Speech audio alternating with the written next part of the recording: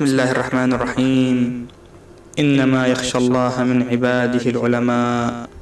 صدق الله العلي العظيم. أيها المشاهدون الكرام، السلام عليكم ورحمة الله وبركاته. أهلا وسهلا بكم، وهذا البرنامج الخاص عن حياة آية الله العظمى السيد عبد الأعلى الموسوي السبزواري في ذكرى رحيل.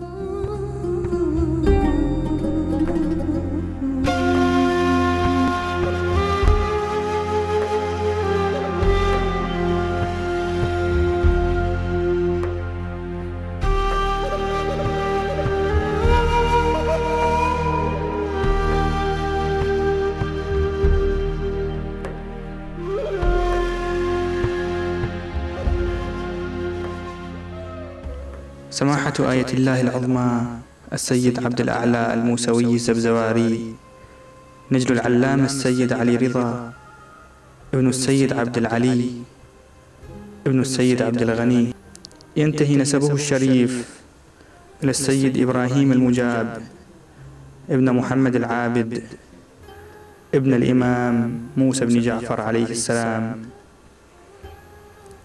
ولد السيد عبد الأعلى السبزواري في يوم الولاية الكبير، يوم تتويج الإمام علي بن أبي طالب عليه السلام خليفة لرسول الله صلى الله عليه وآله وسلم في غدير خم يوم 18 من شهر ذي الحجة سنة 1328 للهجرة، الموافق للعام الميلادي 1910 للميلاد. كان مولد السبزواري في مدينته سبزوار، إحدى مدن ولاية خراسان شمال شرق إيران.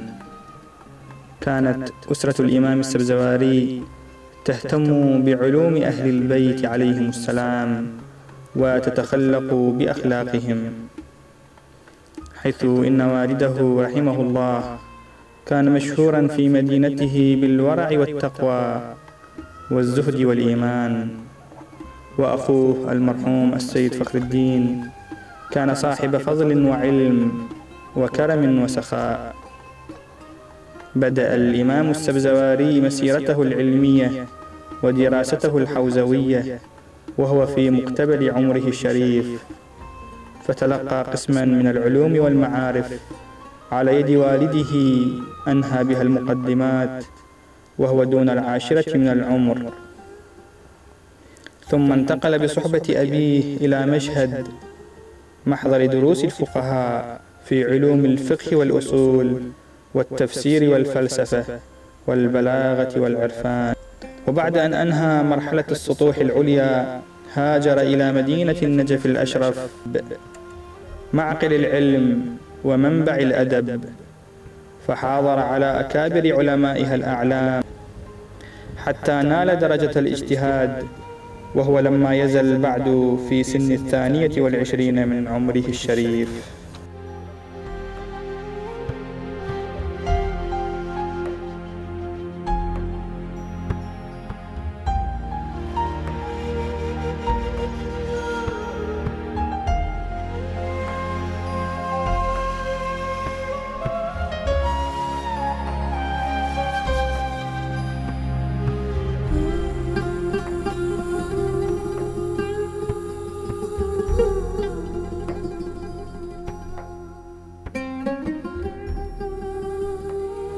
كان من جملة أساتذته آية الله العظمى الميرزا الشيخ محمد حسين النائيني، والسيد آية الله العظمى أبو الحسن الإصفهاني، وآية الله العظمى الشيخ ضياء الدين العراقي، وآية الله العظمى الشيخ محمد جواد البلاغي، قدس الله أسرارهم جميعا.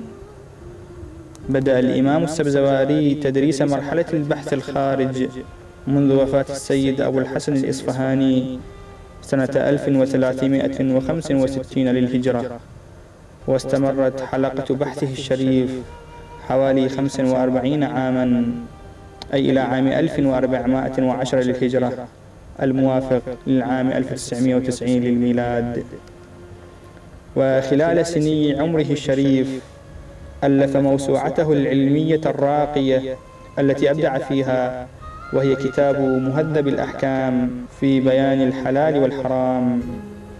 تناول فيها جميع أبواب الفقه الجعفري، وهذه الموسوعة تقع في 30 مجلدا. وله أيضا كتاب تهذيب الأصول، وهو دورة كاملة في أصول الفقه، حيث هذب فيه علم الأصول. وله كتاب مواهب الرحمن، وهو تفسير قيم للقرآن الكريم، بين فيه نسائم العرفان الربانية وأوجه النواحي الأخلاقية والفلسفية العميقة في كتاب الله العزيز. وقد ذكر الإمام السبزواري قدس سره الشريف أن سبب تسمية كتابه بمواهب الرحمن أنه رأى النبي محمد صلى الله عليه وآله وسلم في المنام، وهو يعطيه المصحف الشريف ويقول له: خذ مواهب الرحمن. وقد طبع من هذا التفسير 13 مجلدا، إلى جانب الكثير من المؤلفات المهمة في الفقه والأصول. وله رسالة عملية اسمها منهاج الصالحين.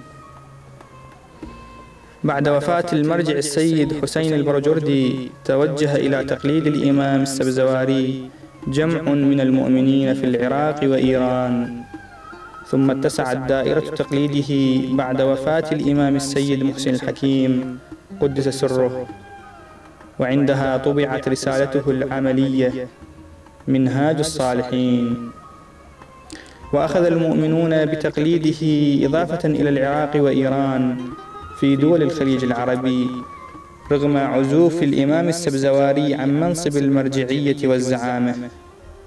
ثم بعد وفاة الإمام السيد أبو القاسم الخوئي قدس سره الشريف، اتجهت أنظار المؤمنين إلى تقليده، فكان بحق الأب الحاني على عياله، كان يتحسس أوجاعهم ويتألم لما ألم بهم من شقاء وعذاب، حتى اختاره الباري عز وجل إلى جواره في صبيحة يوم 26 من شهر صفر عام 1414 للهجرة في بيته الواقع في الكوفة المقدسة. ونقل الجثمان الطاهر إلى الحرم العلوي المقدس، حيث صلى عليه آية الله العظمى السيد علي بهشتي قدس سره. وشاء الله تعالى أن يكون قبر الإمام السبزواري في نفس مكان عبادته ودرسه، وكأنه ما زال يوجه تلامذته وطلاب علوم أهل البيت عليهم السلام، وهو جالس معهم يستمع إلى بحوثهم ويشارك في نقاشاتهم العلمية والعملية.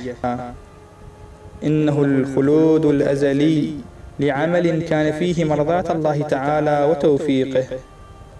السلام عليك أيها الإمام السبزواري، يوم ولدت ويوم عشت منبع حنان وعطف وتقى، ويوم لحقت بآبائك الطاهرين، ويوم تبعث حيا سعيدا. والسلام عليكم أيها المشاهدون الكرام ورحمة الله وبركاته.